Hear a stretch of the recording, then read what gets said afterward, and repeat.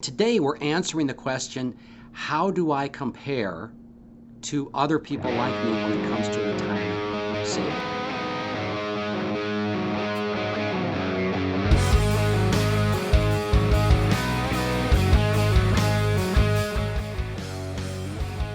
The first thing I would say is be real cautious about comparing yourself to others.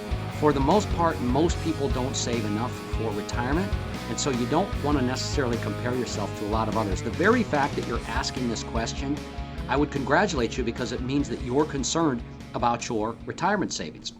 The other thing I would mention to you is it's real hard to know other people's individual circumstances. You don't know if they have a bankruptcy in the past that they're not telling you about. You don't know if they made a mistake and maybe paid too much for their kids' education, had their kids go to a school that maybe they shouldn't have because they couldn't afford it. You just don't know. You don't know if somebody inherited money and that's why they're well off, and they might not be telling you they inherited money. So here's what I would say. Focus on the things you can control. You can control your own situation. The best thing to do is think of the fact of, am I retiring today? How much would I need? If I was retiring today, how much money would I want coming in on a monthly basis? And let's just say your number is $5,000 a month. Well, you just take $5,000 a month, and now you need to find somebody that can calculate that based on when you're going to retire. So if you're going to retire 10 years in the future, you'll need more than $5,000 a month. Then you've got to figure out, well, what are my guaranteed sources of income? Is it coming from Social Security? Is my income going to come from a pension? Or is it all going to be based on my savings? So it gets a little technical, a little complicated, unless you talk to somebody that does this all the time.